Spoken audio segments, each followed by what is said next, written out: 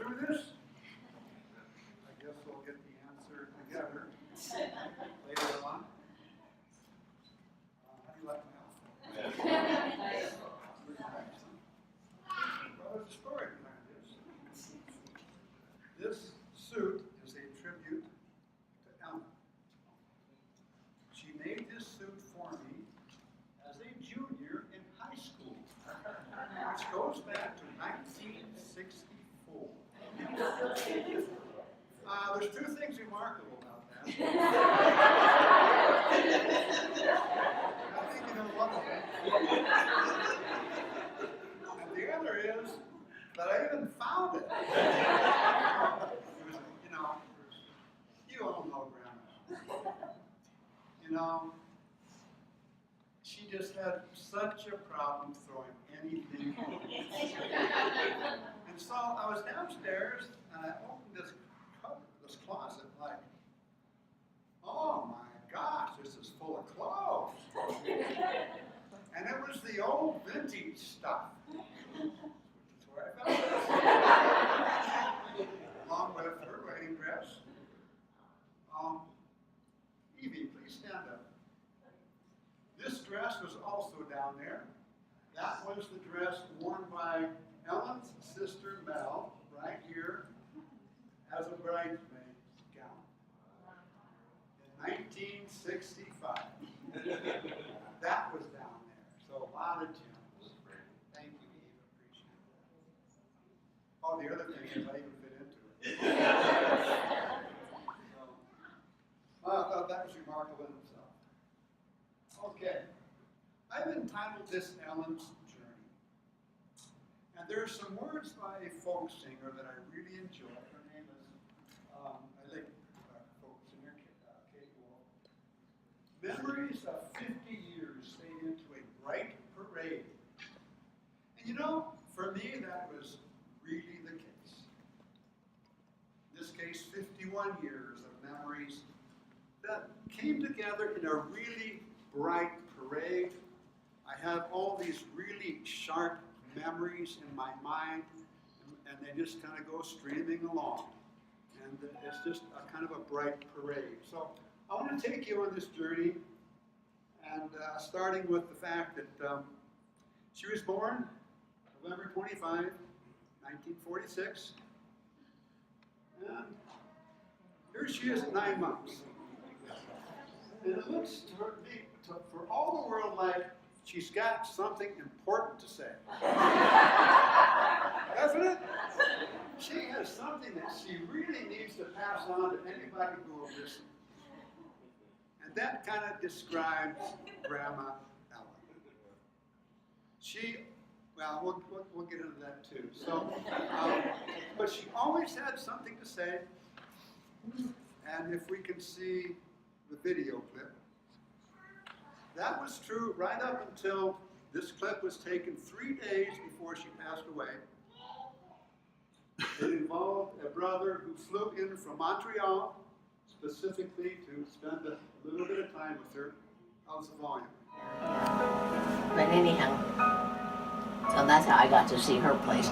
We were intending to come back and drive our trailer back and stop and stay with Jess and John, but God has decided differently. So, indeed.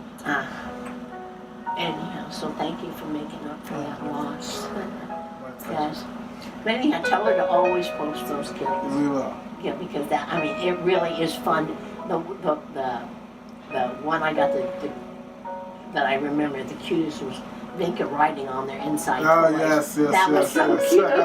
That was really to see the kids just having ball with Mom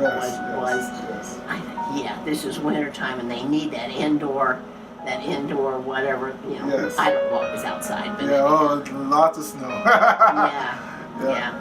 Haven't had any here hardly at all, but are you used to having that again? We're finally, this last winter, we finally were used to it. Okay, that such a shock. It was. The first 2 winters were pretty tough. And then the third one, we did okay. This last one, This is like back to normal. I know Brenda said the same thing, and I remember Wayne saying, rolling his eyes with them up in it's the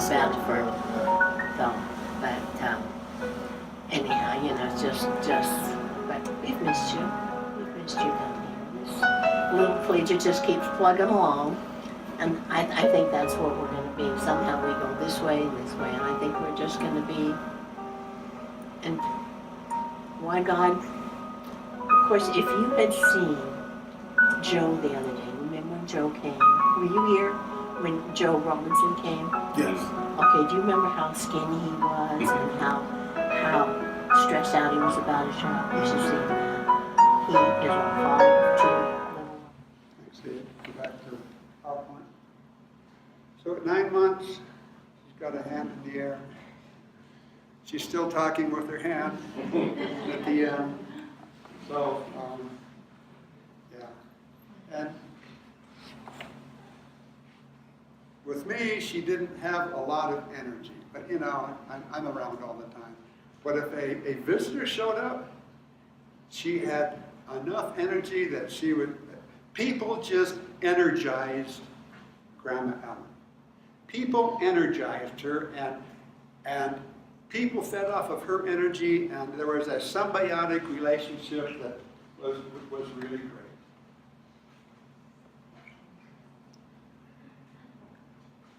Okay. Ellen went to school in Santa Barbara.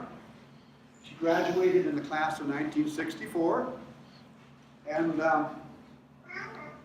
here, oops. Also, during this time frame, at the age of 16, she was baptized. Here's her graduation picture.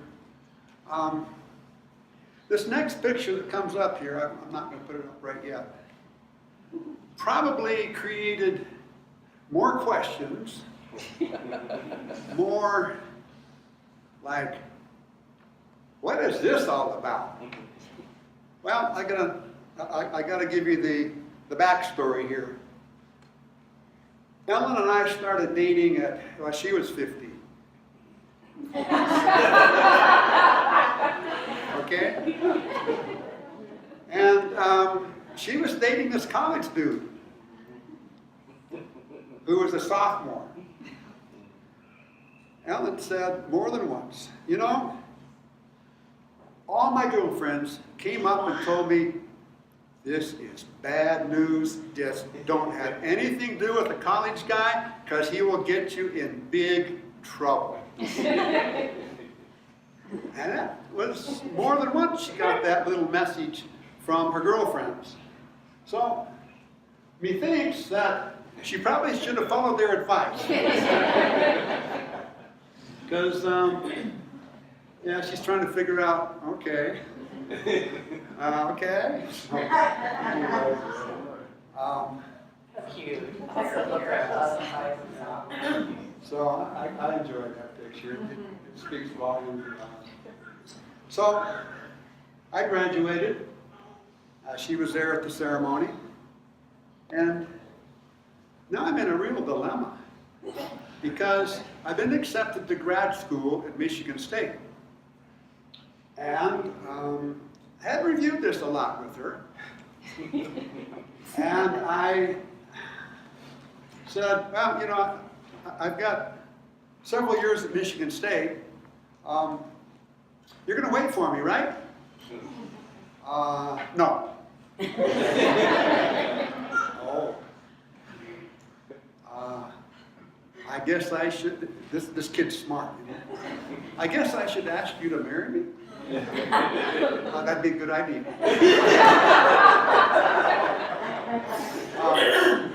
She and I had a lot of fun. So, okay. So, but I had a lot of plans that had changed because now the guy's dorm isn't going to work, right? So I had to cancel that out and find married student housing, and yeah, I got it all taken care of. So we're engaged, and Ellen's happy, and I'm wondering, okay, what's next? She was leaving, as brides to be should be.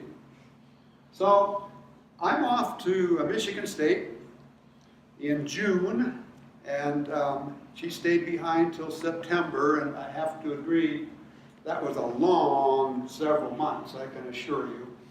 But back I came and, I asked her, so why wouldn't you wait several years for me? Like, dummy. All those pretty girls in Michigan, you never would have come back and remembered me. Like, me? Pretty girls? I don't know what she was thinking about. Anyway, that was her answer. That was her answer. There's too many pretty girls in Michigan, and you would have forgotten all of it. So, September 10, 1965. Oh, I got to back up one. I have to tell you this one. So, you know, we're together in that other picture. And I was riding in my roommate's hot 19, whatever it was a Fairlane 500 red convertible. Uncle Pete Robinson. Uncle Pete Robinson. He was my roomie in college, okay, in San Luis Obispo. So he's driving. So I turned around, and she's back in the back seat with her girlfriend. So I take her hand and I said, "You have lovely hands." A little flirtatious maybe, but I kind of meant it. This is when we're dating. Yeah, this is when we're dating. This is before even our first date. "You have lovely hands." She said later, "You know, my heart did a little pitter-patter, and I didn't want you to let go." So I took her hand in marriage and didn't let go.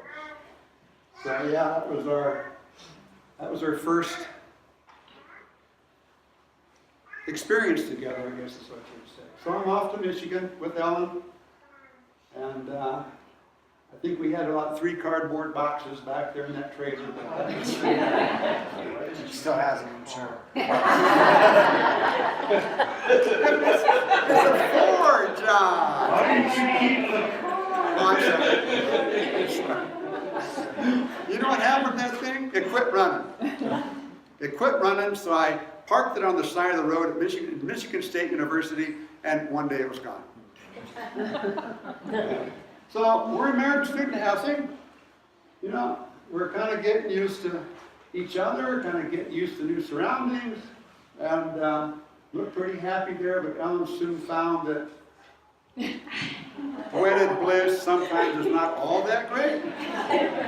So we spent about 3 years, 4 years? Yeah, it was 4 years. I was in charge of an 80-acre research farm that took a lot of time, so I didn't get through my studies as fast as otherwise I might. So here she is in the springtime in Michigan. Lovely time of year. Went to church on Sundays down in Detroit. Met some really, this is one of her first Sundays going to Detroit. Met some really fine people. The guy at the top, that's Nancy's father. That's Bill. Here's Grandpa Arnold to the right here in the picture, next to Ellen.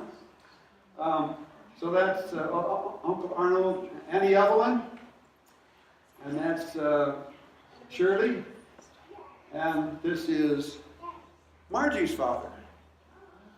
So we ran into them we were with them in Detroit, and that might have something to do with David and Nancy getting together. Now, this story is kind of funny too. This is the winter of 1966 and 1967. We had one of those forecasts that says, a few flurries and dusting of the sidewalk. Well, the sidewalk really got dusty. And Ellen got the idea, I'm going to jump off the second floor. Really, I'm going to jump off the second floor into the snowbank.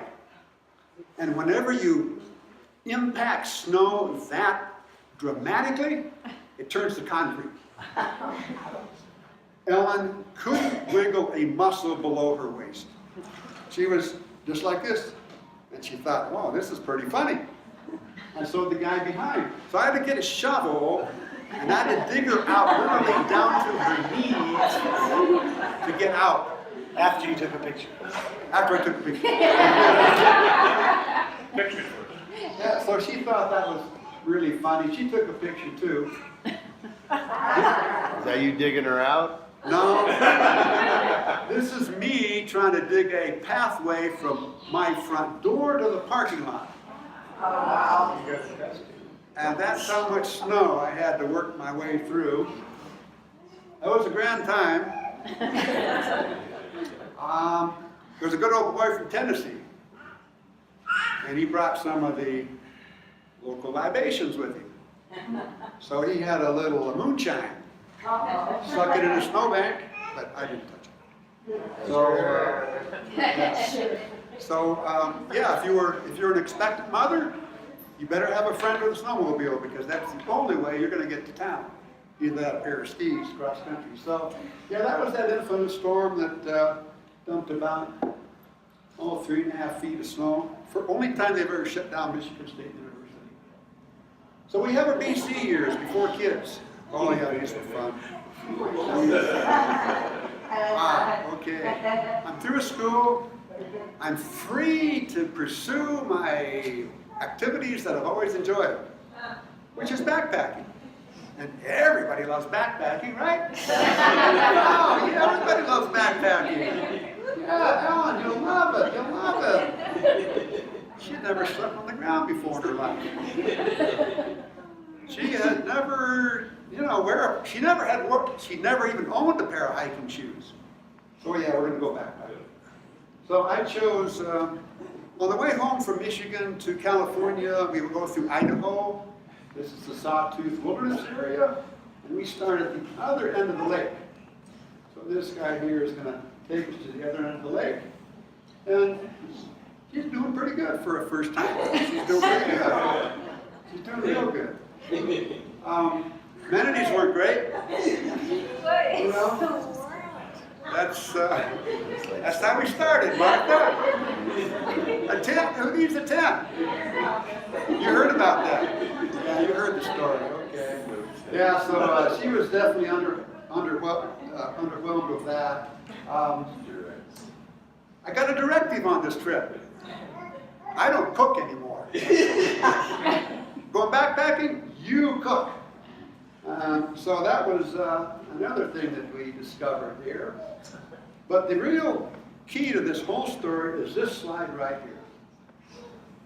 You can see the grade coming up from the trail. She's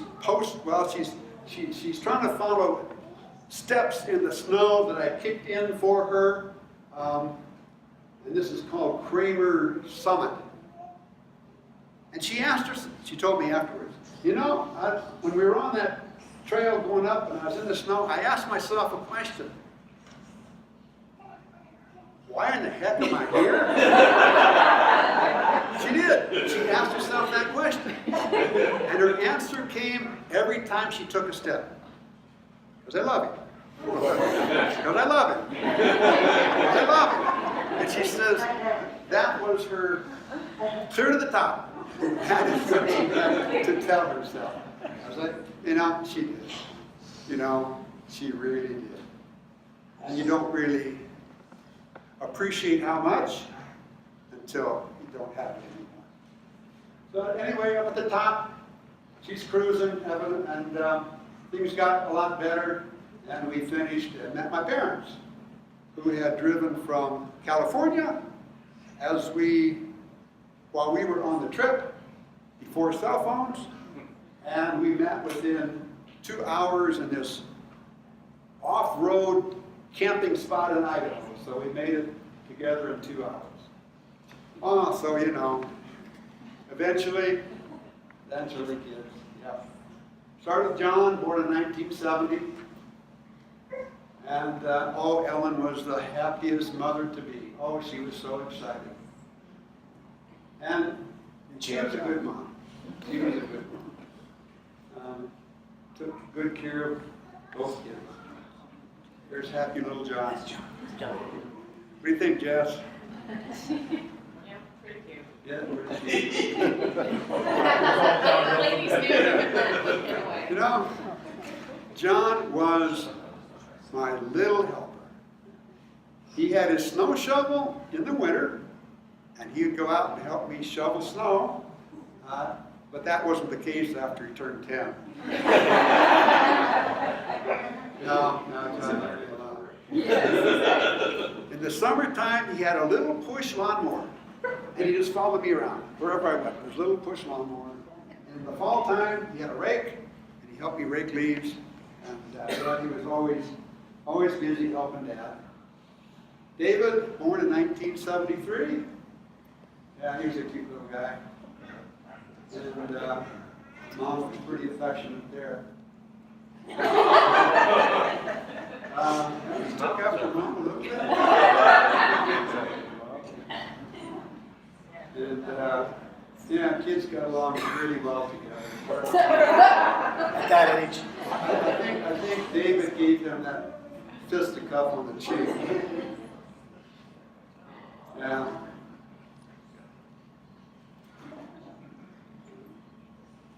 And they did well together. I like this picture of cooperation. It was always John that had the bat. And you know, you gotta have the backpacking. And so this is in northern Colorado. John's 3, you see his little backpack. David's 18 months. And to this day, you know, when I look back, like, how did I ever convince Ellen to go backpacking with an 18-month-old kid? But she did. I love it. I love you. David, he made out like a bandit. So he got a free ride. And the lake that we hiked to is about 3 miles from the trailhead. And John walked every foot of that by himself at 3 years old. Is that? Did you even play? No, but I had to remind him of every once in a while that there's bears out here. You better keep up. But children turn into adolescents. Adolescents graduate. Graduates have families. And Ellen says, what's next? You know, she was, well, with children, you know, you have so much that you have to do together or nothing works. And so you have this common interest, which is kids and getting kids out of the house. And so once you accomplish that, then where do you go from there? Oh, my brother Jim says, who's a scuba diver, says, have you thought about scuba? I turned to Ellen and I said, Ellen, have you thought about scuba? So she thinks, I love her. let's see, warm sand between my toes in November. I don't have to cook. And somebody else is going to take care of all my equipment. And she says, let's do it. So, scuba diving was our next venture. And she was a good diver. Ellen was a very good diver. She dove right into it.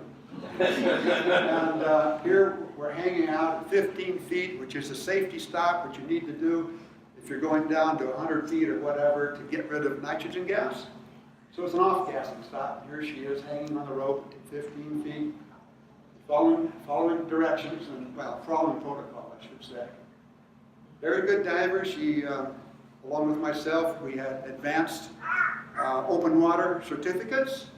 And we got nitrox, which most of you wouldn't make an impression about, but that's a significant thing for divers. And so we started making trips together. We, along most of the time with Jim, and we got certified in Costa Rica. We went to the island of Grenada. We went out to Bahamas. We went to Bonaire, which is off the coast of Venezuela. We went to Belize, and there we're traveling together in Belize. We went to Roatan, And here was Ellen in a non-diving situation, enjoying herself in Roatan. We had fun. We had fun. Diving was a lot of fun with Ellen. It was a lot of fun. Went to Turks and Caicos out east of Cuba. And there she is looking pretty happy with that situation as well. Yeah, that sand between the toes was, yeah, she enjoyed that. Probably the mojitos and mimosas. Went to Cozumel, and there she is in Cozumel, looking at the sunset in Cozumel, waters of the Caribbean. And then, I didn't realize this until afterwards, but Ellen said that her bucket list always had on it scuba diving in Fiji. And thanks to Jim and Dee and their scuba group in San Diego, we booked passage on a trip to Fiji. It was to celebrate our 50th wedding anniversary. So there's a resort, you know, kind of tumble down little place. Gorgeous, gorgeous, gorgeous flowers. Pomerias. Pomerias, yeah. And we had something really special. This Jim and Dee had ordered ahead of time for Ellen and myself a lobster dinner on the beach, 4 foot from the surf. Oh, the surf was only this high, so it's lapping behind the photographer here. These were gigantuan lobsters. My golly, they were huge. Yeah. And so we spent a couple of days at the resort. This is the dive boat that we are going to spend a week on now. The Siren is called. And there, Dee had, where's Dee? Please stand up. Please stand up. Thank you. Dee packed a suitcase full of 50th wedding anniversary celebration stuff. Thanks, Dee. And while we were on what used to be a leper colony in the South Pacific, the only leper colony in South Pacific, but now there's a thriving community there, not of lepers, the regular Fijians, and they had tanks where they raised sea turtles to reintroduce them back into the ocean. So it was a little enterprise going on there. And so while we were there on this little island, the entire staff decorated the entire boat for 50th wedding anniversary celebration. And this is the cake that they made. And here is Ellen, myself, and Dee with the decorations spread all over. And that is the only time the crew, any of the crew had ever been associated with somebody diving at their 50th anniversary. Coincidentally, on this same trip, there was a honeymoon couple. And the next night, we celebrated them as they started out. So it was really, this, I tell you guys, this was really special. There she is, pretty happy, pretty happy. I didn't realize this was her bucket list until it was all done. Good diver. Ellen was a really good diver. Oh, I can tell you this story. We dove from what is called tenders. They're inflatable boats with a motor. There's a picture of them coming up. And you did a back roll off, and you did a somersault, and now you're upright in the water, and you check your gauges. So you check your computer, and da-da-da-da. So I would check it. Failure. I had a wireless connection. Well, I didn't have a wireless connection between the pressure regulator on my tank and my computer. I don't want to abort this dive. Down I went. I had no idea how much air is in my tank, okay? I don't have a clue. Didn't have a clue the entire dive. So, we got down to, I don't know, we were probably diving at 60 feet. I reached out, and I took her hand. Just to check. Well, Exactly. she didn't know that. So, you know, and I'd say, you know, how much air you got? And she'd say like, 23. No. Let me see your computer. Okay, it's 2310. Thank you. And I would take her hand. And 10 minutes later, how much air you got in your tank? Oh, down to 1850. Okay, thank you. And we dove and dove and dove. And she's thinking, this is so nice. Fred is holding my hand. Oh, she was so elated. Unfortunately, I had to burst her bubble and say, sweetie, I didn't have a computer, and I know that you and I use exactly the same amount of air, although that wasn't the case because, you know, you breathe a little heavy when you are a little anxious. But anyway, she got a chuckle out of that. But anyway, good diver. And this is a tender that you leave the boat from and go out to your dive. You know, everybody enjoyed being around Ellen. You know, they did. Everybody enjoyed. Here's Rob. And he's really enjoying having Ellen in his dive boat. Okay, now, I've got just a couple of pictures of Fiji underwater. You know, when we came back, Ellen says, you know, God created the earth. 75% of it's underwater. Most people never see that part of God's creation. It is more brilliant and more beautiful than anything you can see above waterline, okay? And she said, you know, I am so thankful that I got to see the other 75% of God's creation. It was really, really special to her. So I just have a couple of pictures underwater to show you just some of the stuff that we saw in Fiji. Everything is brilliant, particularly in Fiji, everything is brilliant. You know, this is all, the reds and the yellows down here, that's all soft coral. Fish everywhere, there's fish everywhere. This is called a wall dive because there's nothing below you except more water. So you're on a wall. And yeah, we have a few of these guys swimming around, but they don't bother you, not if you're a diver. Fish everywhere are just gorgeous. Everything is just, you just can't describe it. Unless you've seen it, you just can't describe it.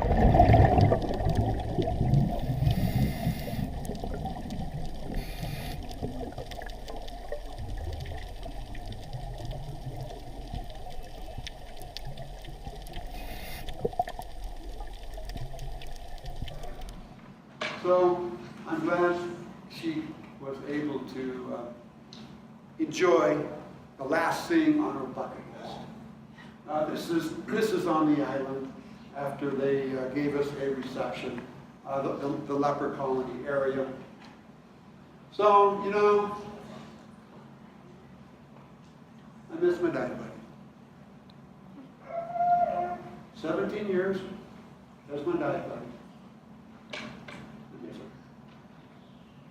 So,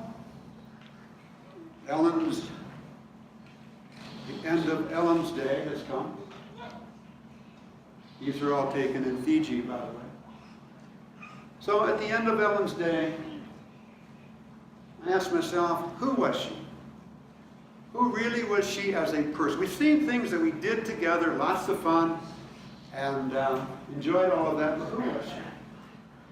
You know, I was back at John and Jess's church last Sunday, and everybody there knows Ellen.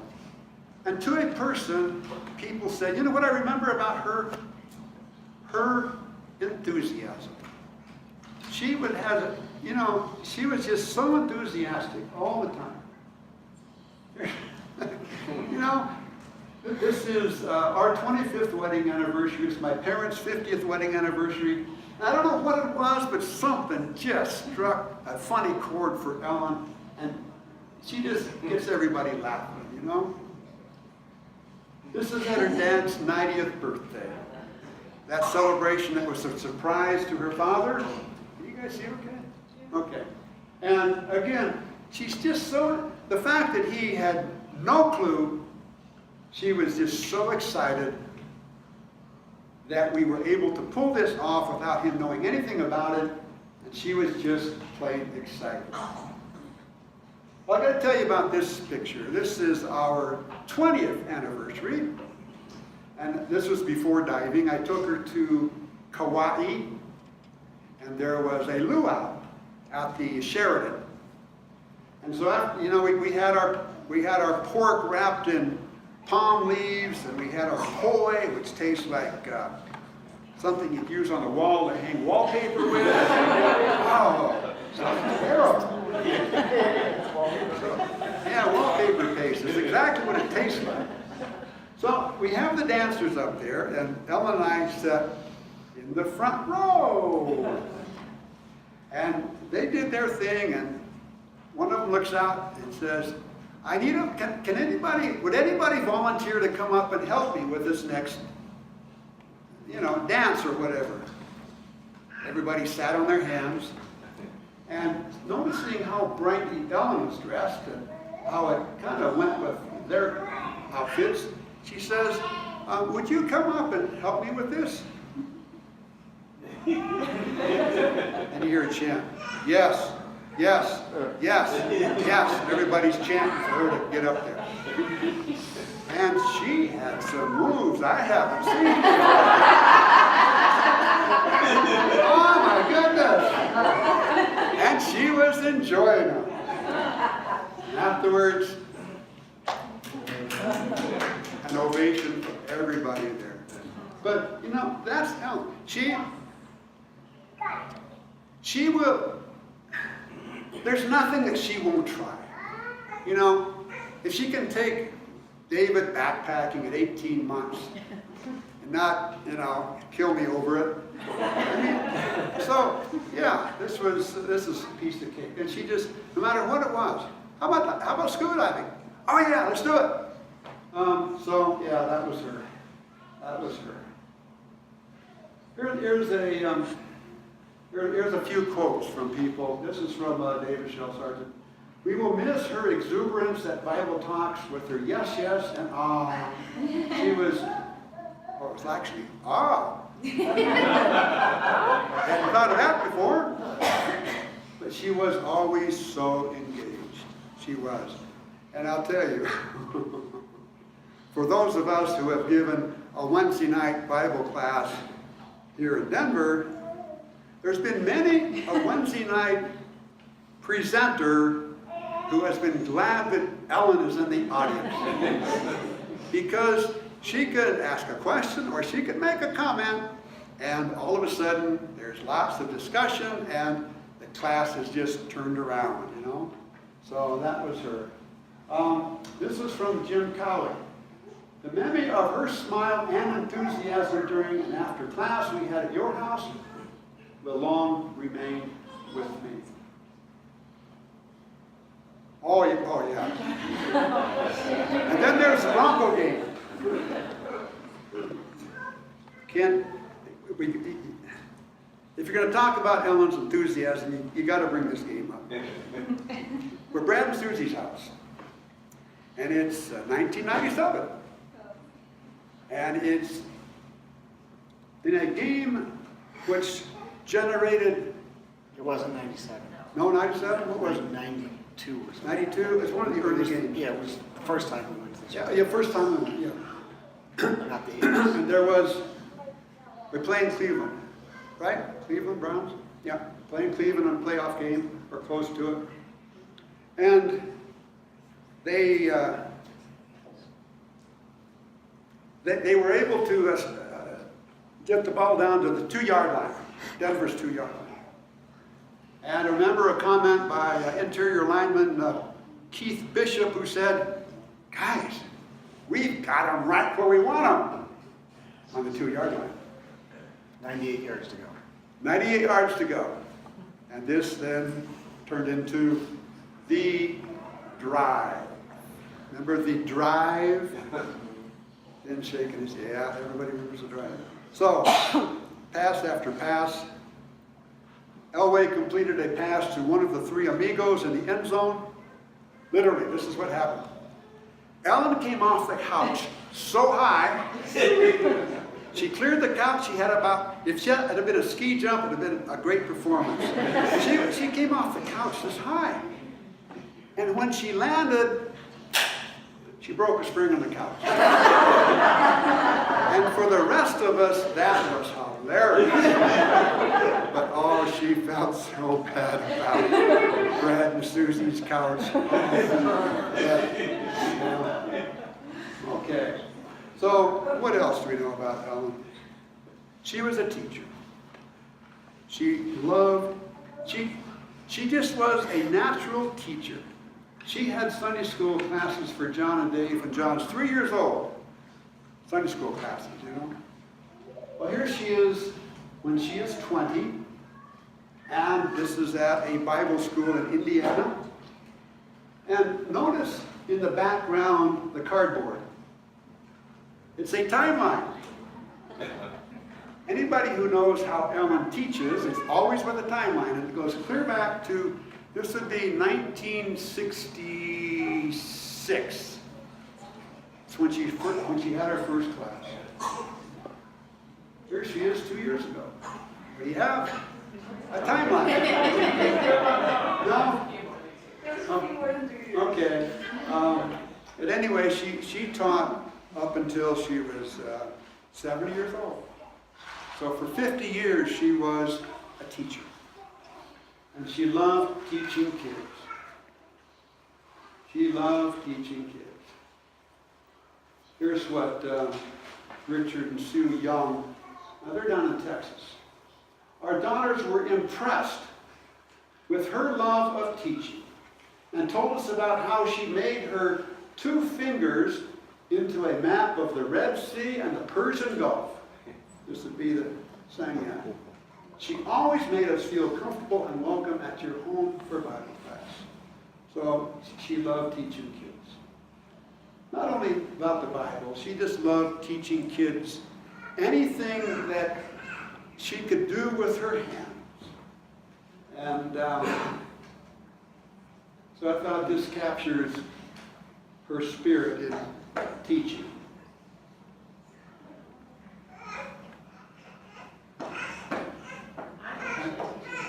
Yep. And she enjoyed being taught as well. Here she's being taught how to crochet. Or is it to knit? Yeah. But she turned right around and taught that to others. Any skill that she had, she was willing to share with others. And I'll tell you, she had a lot of skills that she developed that I'm trying to organize in the basement now. She had a lot of skills down there represented, believe me. And she would enjoy just knitting or crocheting for herself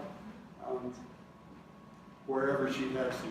Yeah, I would go out and take pictures, and she would sit, and I would say, so how much did you get done while I was gone? And she'd show me like 2 or 3 squares.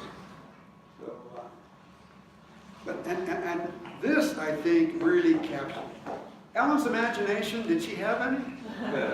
Oh my goodness, did she have a... I was amazed how she always thought out of the box. You know, no matter what it was, she was thinking of an alternative, and usually it was better. Always better than mine anyway. So imagination. Or she had all these little hand puppets. And they each had a name. So that's Ricky the raccoon in the back. I don't remember the name for the beaver. What was it? Somebody did. Okay, I thought somebody may have known. Anyway, she sits down, and she develops a story as she goes.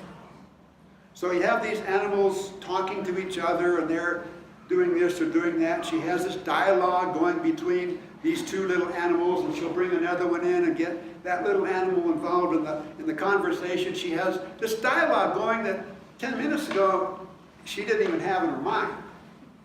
But that's how quickly she could make up a story to tell kids using her little puppets. And here they are. There's Shamu there. I don't know what. Yeah. But the best thing was being able to jump into Grandma Ellen's bed and have her tell you a story in bed. That was the best on Saturdays. And here's Snow, the polar bear, here in the foreground. And she has 24 animals that she made stories up with. So yeah, her imagination was just great. One thing that maybe a lot of you didn't understand about her, she had this keen interest in being remembered. I mean, how could you not? But, so to start with, she made quilts for all of her granddaughters. Oh, before that, she knew that she was not going to be able to participate in the weddings of any of her granddaughters. She just wasn't going to be around. So what she did, she picked out 2 cut glass wine goblets that are to be used at the head table of every of the weddings of her granddaughters. And that is to remember Grandma or Great-Grandma Ellen by 2 very pretty cut glass wine goblets. And she knew she wasn't going to be there, but she wanted to be there in spirit. So she made the quilts. But get this, she made a pink and white baby blanket. She made a blue and white baby blanket that are going to go to her first great-granddaughter and great-grandson. That's how much she wanted to be remembered by family, future generations by family. And that was a pretty important thing for her, just to be, not that she thought anything of herself. In fact is, that wasn't the case, believe me. But she just wanted to be there as part of the family in the next generation's celebration. That's what she wanted. Was she friendly? Yeah, she was pretty friendly. The fact is, said, you know what? You've not met anyone that you have not already known. What that event was, you never knew a stranger, because as soon as you say hi, they're no longer a stranger, are they? They are a friend. As soon as she says hi, they are a boy. The conversation she got into in the checkout line, she could start the conversation really easy. I'm thinking, you know, maybe they don't want to be engaged in this conversation. So, she's friendly. This is the lady at our church building. That's Ruth. This is from Lori Kazenza. The first time I traveled to Denver, I was greeted by the brightest face with the most infectious smile and warmest welcome. The woman that approached me wrapped her arms around me, brought me in, that is into the meeting hall, and asked me if I happen to know how to play the piano. It was amazing. That young woman was Ellen. I'll never forget how she made me feel right at home in a place where I had no real anchor. I'm not an outgoing personality, and Ellen's warmth and caring for me and all of my family is appreciated more than you will know. She was remarkable.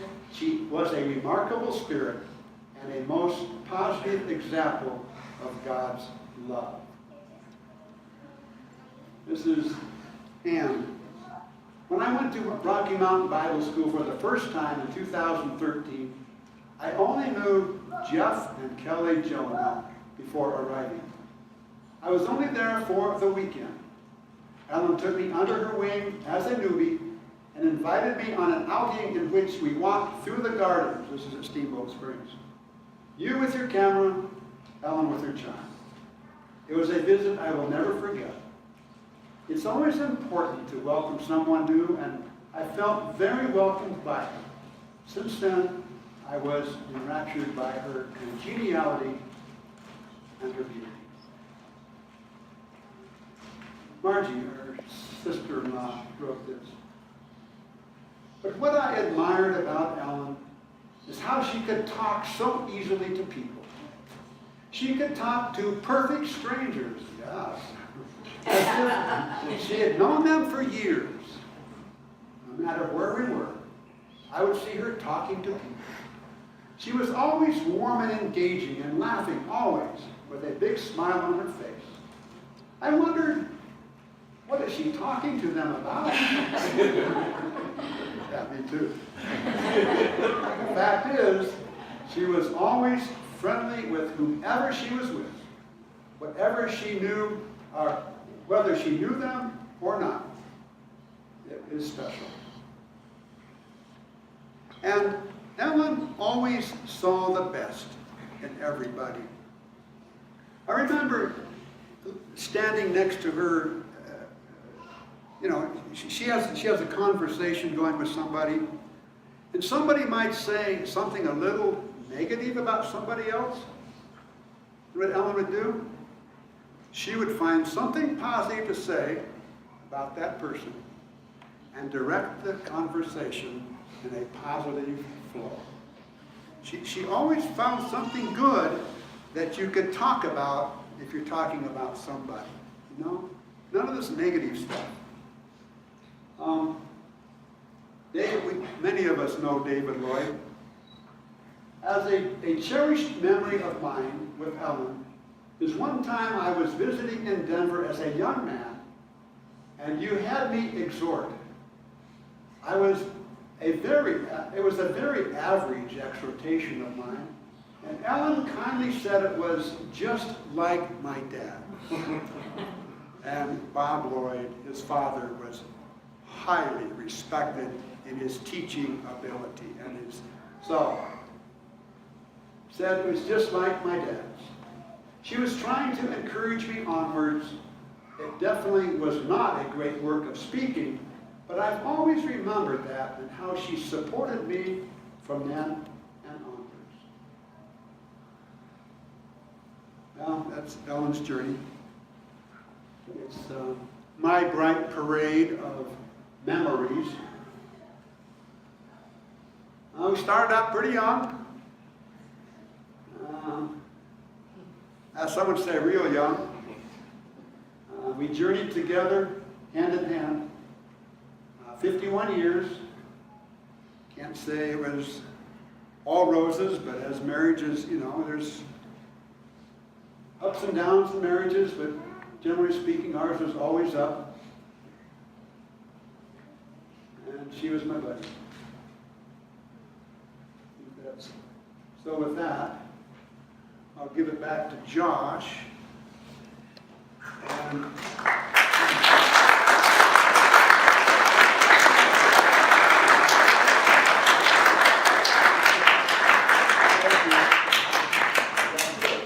I made it, didn't I?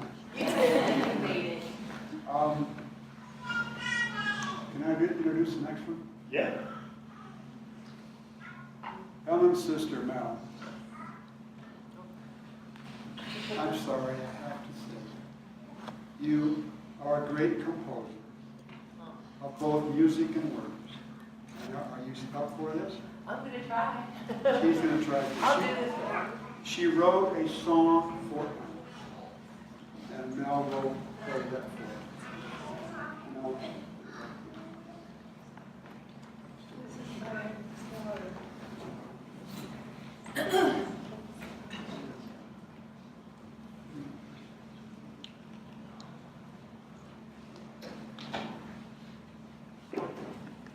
Who's Tom? Tom, is Tom here? Or are we- Yeah, we borrowed Tom's guitar. Thank you, Tom. Oh. Thank you. Almost made it. Well, that's-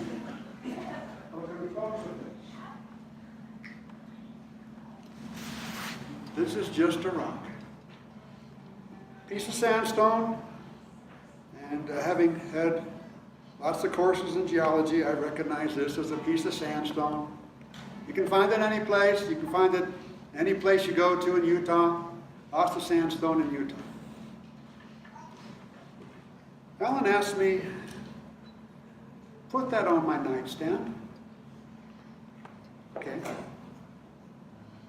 Several people noticed, including myself, every once in a while, she'd reach over and she'd grab it and she'd rub it. This is just a piece of rubble out of a street in Jerusalem. She would rub it. Nothing like this. She'd rub it, thinking the Jewish saying, next year in Jerusalem. And that was her hope. The return of Christ, establishment of the kingdom, with the capital and headquarters in Jerusalem, and she's going to be there. And this was her hope.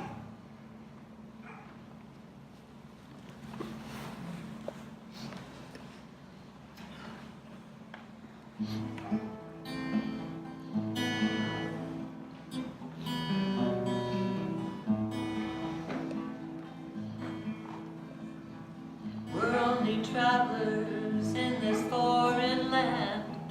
We can't stay here. We're bound to leave and not understand the parts that we've played here. A flash of sunlight, a drop of rain. 1 second and forever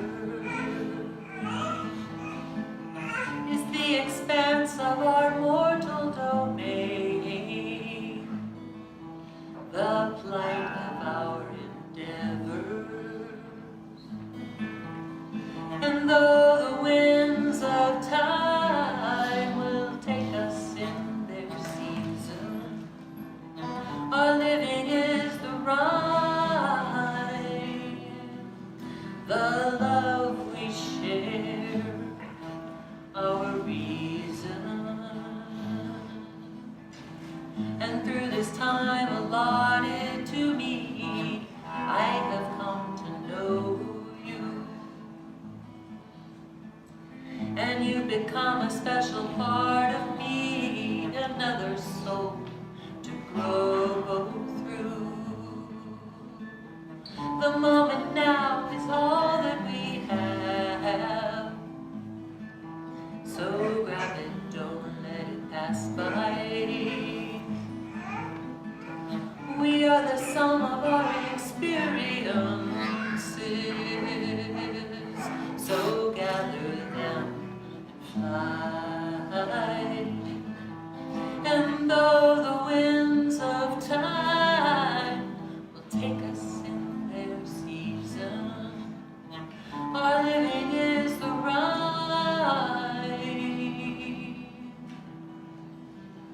the love we share, our reason.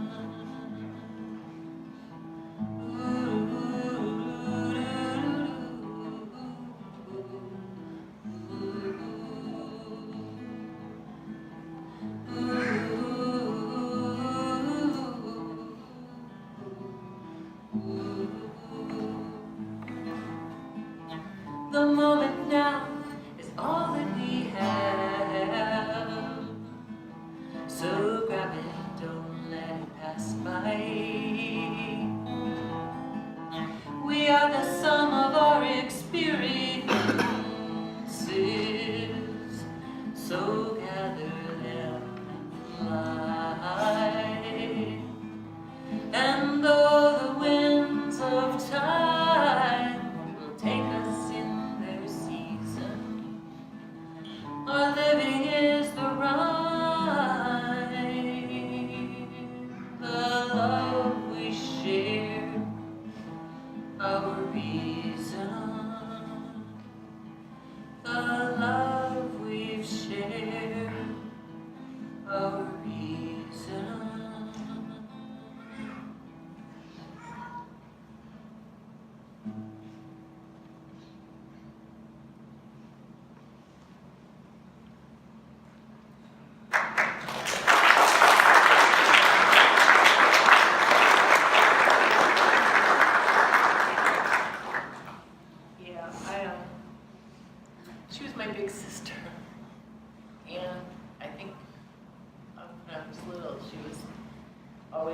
that led the way.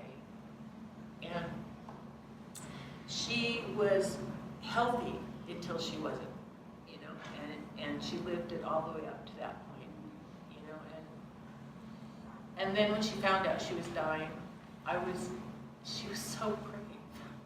She was so brave. I mean, I could only hope that I could be as brave as her. She touched everybody. She was a great person, and she always had something nice to say, and she would encourage me, you know, so. Anyway, I can sing one more song if you want. This is a song from Kate Wolf.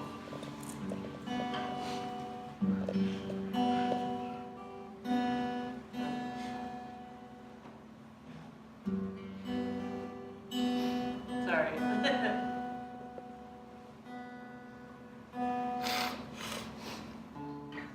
I hear sniffing out there.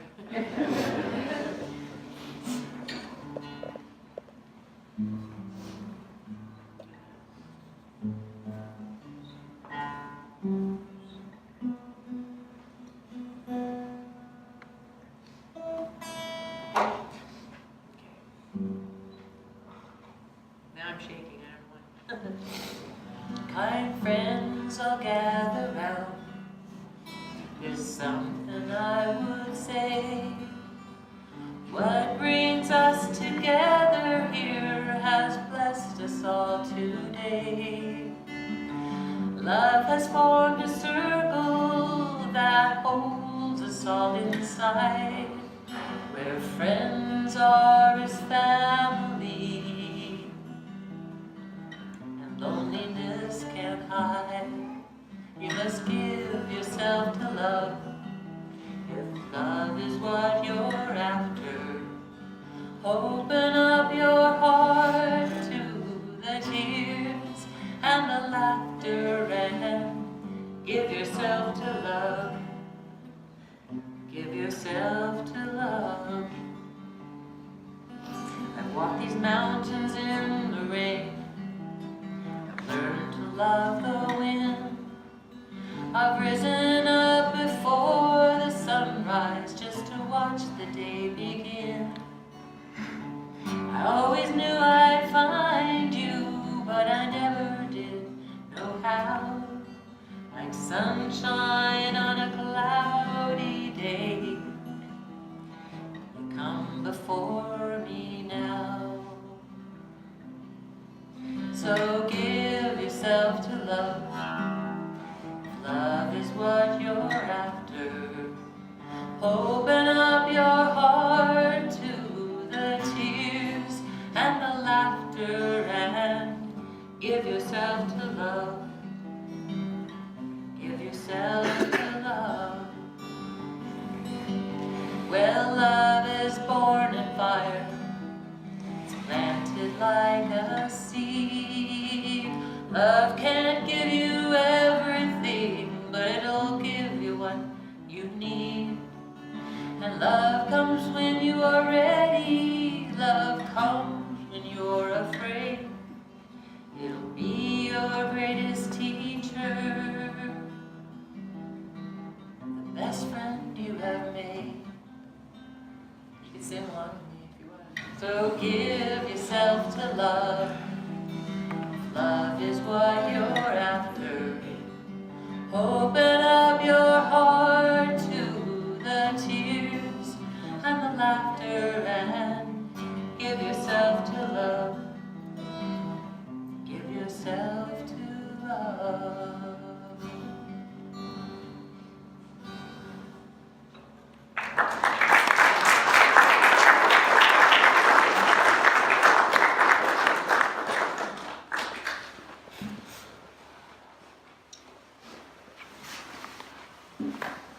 Melanie, before you sit down, I think it's important that we say on behalf of everyone in this room how indebted we are to you. We wouldn't have gotten through this without knowing that you were there for Ellen as you were. How you and Drew dropped everything in your life and took care of her when she needed it the most. Thank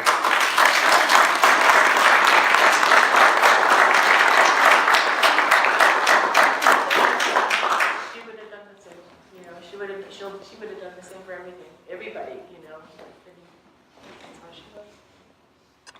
Thank you. Okay, I have a few names down, some people who would like to say a thing or two, and so I'll go through this one by one, and then if I don't have your name down and you'd like to, then we'll open it up to the audience. We're going to start with Bobby.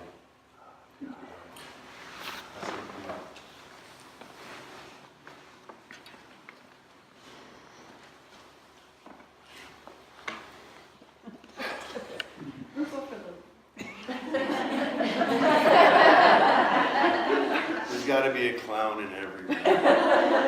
Usually it's you.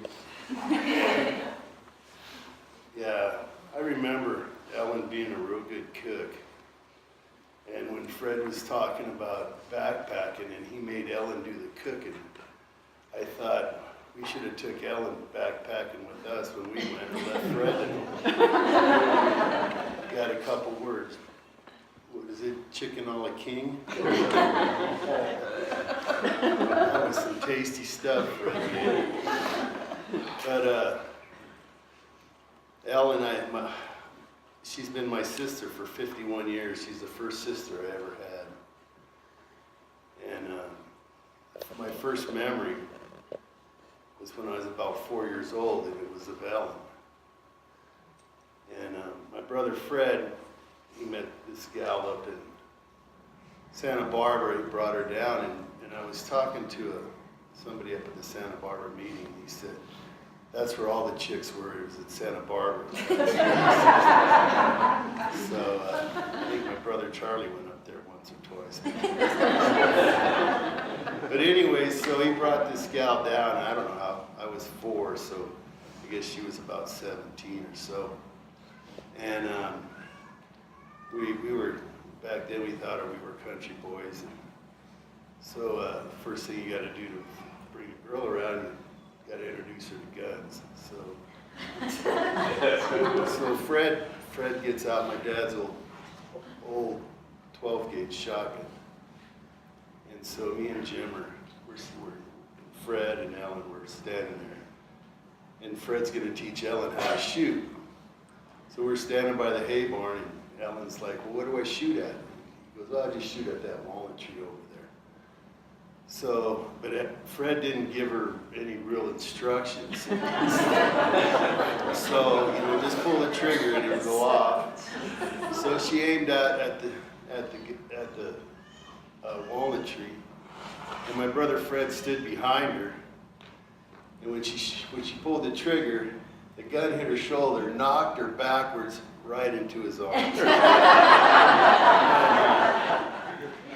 And she was a good sport about it, because if you shoot a gun and it hits your shoulder, it puts a bruise on there and it really hurts. I don't remember her complaining or nothing, but anyways, there's a moral to the story. Moral it is, I don't know if it's a moral, but anyways. Us Brinkerhoff boys do anything to get a girl in their arms.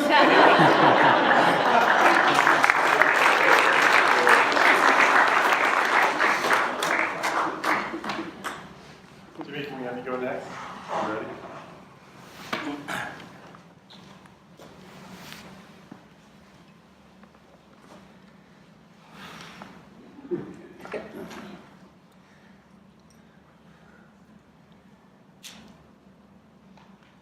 I just have a little story. When I was 17, we just got back from a camping trip with the family, and Fred had to get back to work. So he had to take a plane and fly so he can get back to work. But the trailer and the kids were back in California. So she had to get the trailer back to, where were you living, Fred? And where did we drive? Is it Colorado or was it Des Moines, Colorado? So he had a little pop-up trailer, little tent trailers. So I volunteered to drive back with her, with the 2 little boys. It was pretty uneventful until we got into Colorado, and John was really sick, which really actually was really concerning to Ellen. So we pulled off the I-70 freeway and pulled into Aspen, Colorado. And back then it was a pretty tiny town. But, so she'd go to the hospital. She wanted, you know, John was throwing up and it was a mess. So she wanted to go and find out, you know, if anything needed to be done, because she was quite worried about him. So I remember pulling into Aspen. It's kind of funny because we're pulling a tent trailer and we pull in, and I don't remember what parking lot we're in, but we couldn't get out. So me and Ellen had to unhitch the trailer, push it around into a parking stall, back the car back around to rehook it up to pull it back out the other way. So that was quite interesting with Ellen. And she's such a trooper. So apparently we took care of John, and I don't know how long we were there, but that part of the memory fades me. But then we got back in the car and continued on our journey back to Denver. So right as up past Aspen, the I-70 was closed, both lanes. And well, we had to get back because, you know, Fred's going to want to know where we're at. She's a little bit worried about that. So we thought we'd just pull off the highway and then maybe make a short jaunt and get back on the highway, right? And keep going. Well, we tried that trick, and the highway was still closed. So we thought, what are we going to do? We can't go, we're stuck. We can't drive east any farther. But we could. We could drive to Leadville and then back up. We looked on the map and that made sense. We can go down to Leadville and make a detour and get back on the I-70, you know, quite a few miles down the road. So I said, okay, we'll try that out. And we're driving down to Leadville, and we get down there, and I can't remember exactly when we realized they're out of gas. Well, we weren't out of gas, but the needle was becoming on E. And Alan, I remember this to this day.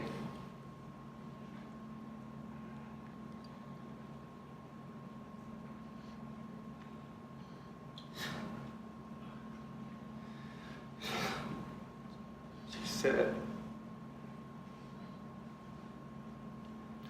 God will take care of us. We had a good 60 miles to go. Or about 50 miles to go to get back to I-70. And the needle was on E. Now I don't know how many you can drive on E for 50 miles in a station wagon with a trailer pulling it, but I haven't seen many cars that can do that. So we prayed about it. She says, don't worry about it, Jim. God's got us. So we drove 50 miles on an empty tank of gas.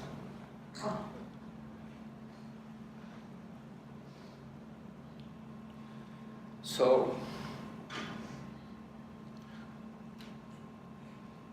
to me, that was a good lesson in faith.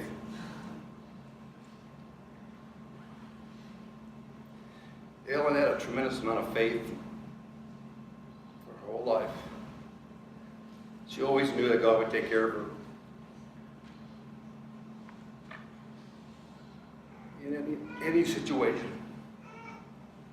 So as a 7-year-old kid, I'm thinking, wow, you know, God does take care of those who love Him. And we drove 50 miles on the empty tank of gas. We got to the freeway, and I think the next town we could have stopped in was Copper Mountain, and we stopped and we finally filled up, and we filled up the whole tank. So, to this day, I still think that God's angels were pulling that car the whole way. So, just wanted to share that story of Ellen's faith.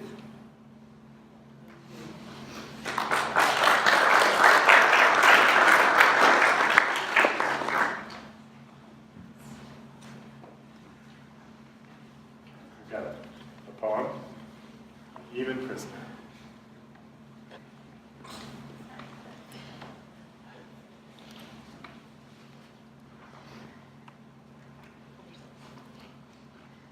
Our grandma has fallen asleep. She can't be with us anymore. With love for her family, she gave us her time. Oh, how we'll miss the one we adore. Our grandma is resting in peace. She can't hear her laughter anymore. She devoted her home and her life to us. Oh, how we'll miss her opening her door. Our grandma is sleeping in her Lord. She can't see us growing day by day. The clothes and toys she gave us from her heart. Oh, how we'll miss her when we play. Our grandma is asleep in Jesus. She's awaiting the resurrection's call.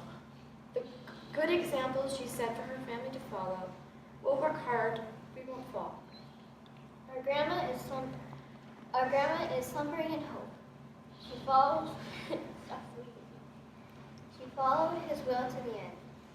She knew that one day she'd waken, then we'd see her again. We will be strong, we will carry on until Promise Day. Our grandma will be there working for us. We ain't nothing to do with it.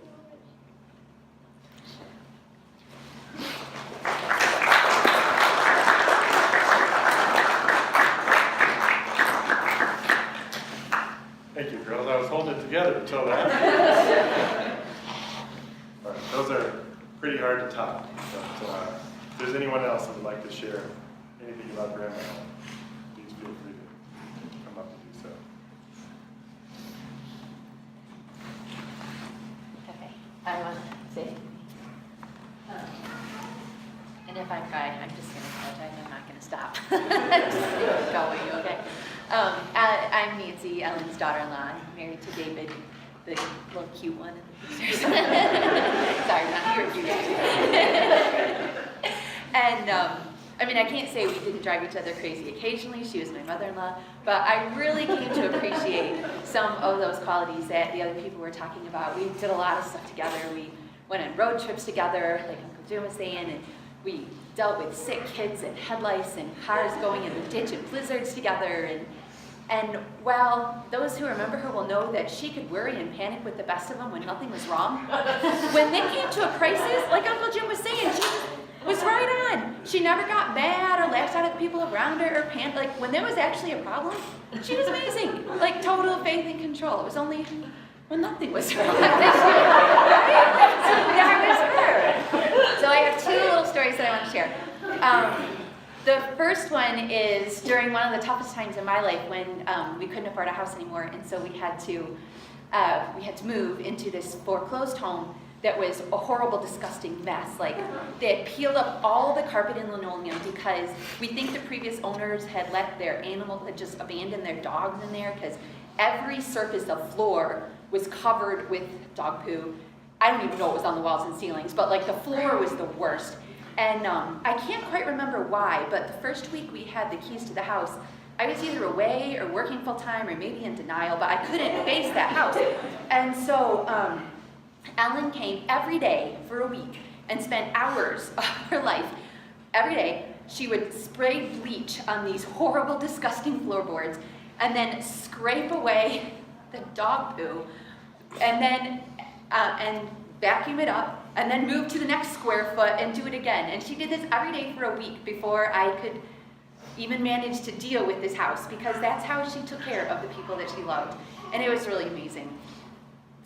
All right, the other story I want to tell you will maybe make you stop sniffling and laugh, because this one happened when Dave and I and Fred and Ellen went on a ski trip together when our oldest Mercy was a baby. She was, Mercy, Fred has heard this story. She was like 6 months old, so like just starting to eat solid food.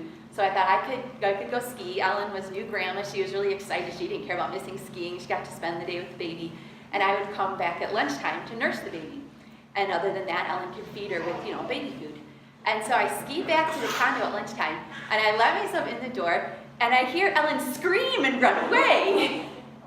Because, well, if you've had babies, you know, feeding a baby who's just learning to eat is not something that you can do without a lot of mess. And when you're going away for the weekend, you don't bring enough clothes to get covered in baby food. Can you tell where this is going? So Ellen had this, who was it that talked about her great ideas and her out-of-the-box thinking? she knew that the very best way to feed this baby was naked. I checked out this story with Fred. He said it was okay to tell you that. And the funniest part, I'm sure those of you who know Lynn can totally picture, well, don't picture that part. You gotta picture the part where she loved her ideas and she loved talking to her about her ideas. And she was so excited about her ideas. But like, should she share this idea? But she did, of course, because like, she could laugh at everything and laugh at herself with the best of them. And so can you picture her telling everybody about this great way she found of feeding babies when you're on vacation? And those are two of my favorite memories.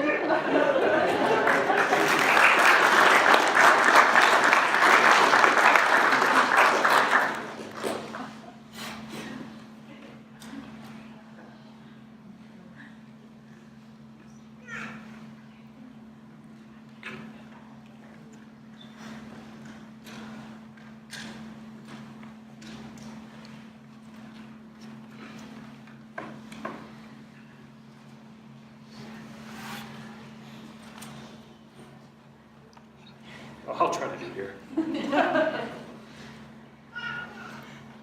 Ellen had a vision for the Denver Christadelphian Ecclesia. She wanted to build an ecclesial hall for the Christadelphians to come and worship with their friends and family in the Denver area. Any way she could think of, she was working to contribute to the Denver Building Fund. We know personally that she made a variety of head coverings to be sold at the Detroit Christadelphian Book Supply. Each head covering to be sold contributed a percentage of sales to the Denver Building Fund. Some of us are studying David. In preparation for Manitoulin Kids Camp this summer, it struck me in studying David's preparation for the temple, he so badly wanted to make for the Lord God. How Ellen dreamed of and worked hard in her own way to make preparations for the ecclesial hall in Denver. Ellen's vision was a place of worship in Denver. She dreamed of Sunday school rooms where teachers and students could cover the walls with timelines, maps, and charts. She looked forward to a sanctuary where families could worship in spirit and truth. One of her big disappointments in life was not seeing her vision of an ecclesial hall come to fruition in her 70 years.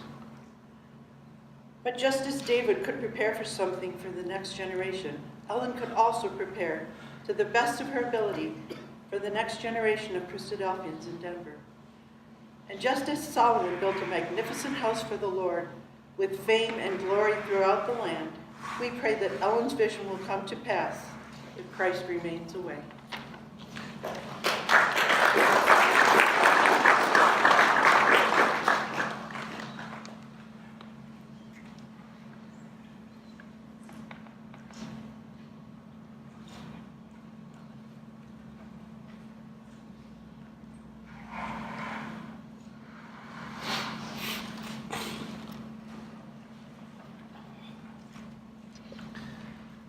Sometimes you really wonder what God's doing.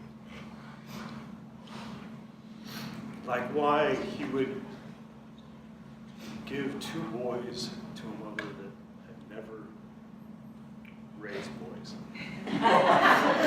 Didn't know how they worked.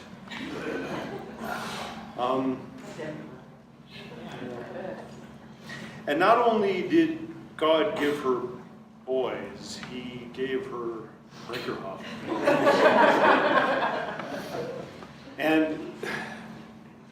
But she, a couple of memories that I have, she could not figure out when David and I were going at it, if it was because we were having fun or we were actually trying to kill each other.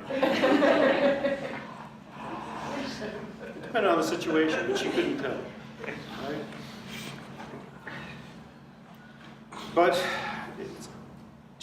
for some reason, God also gave her a son, her oldest son,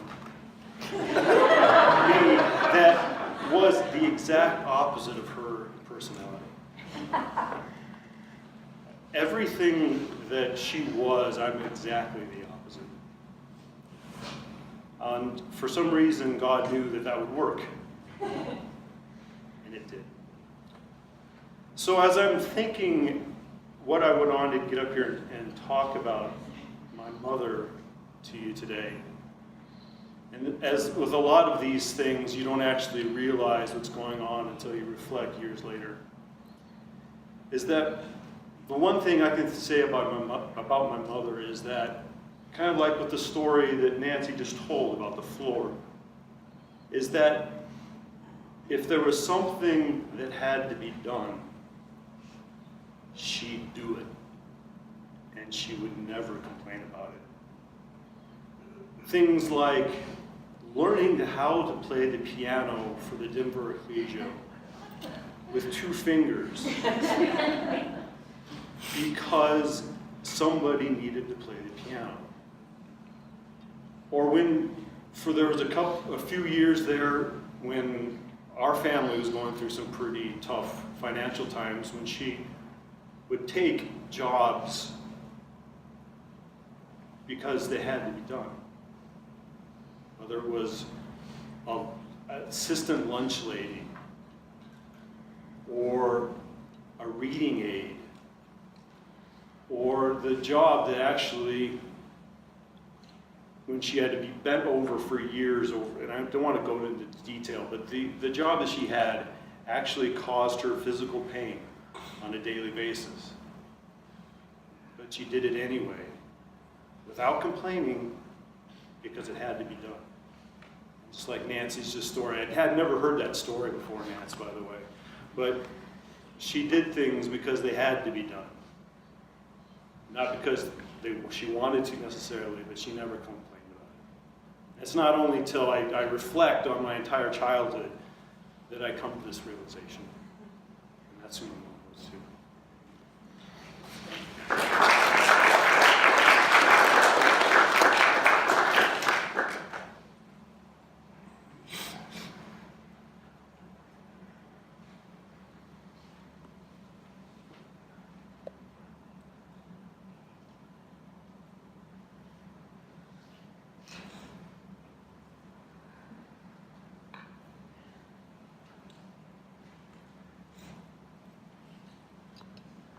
Got anyone else? Last call here.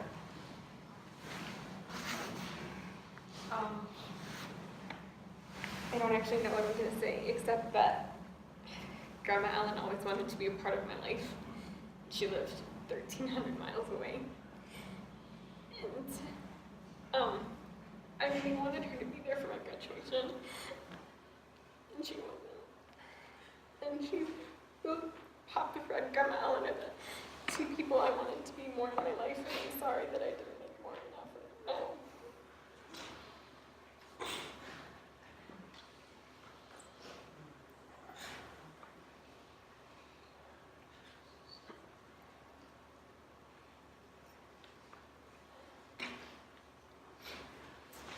Thank you, everyone, very much.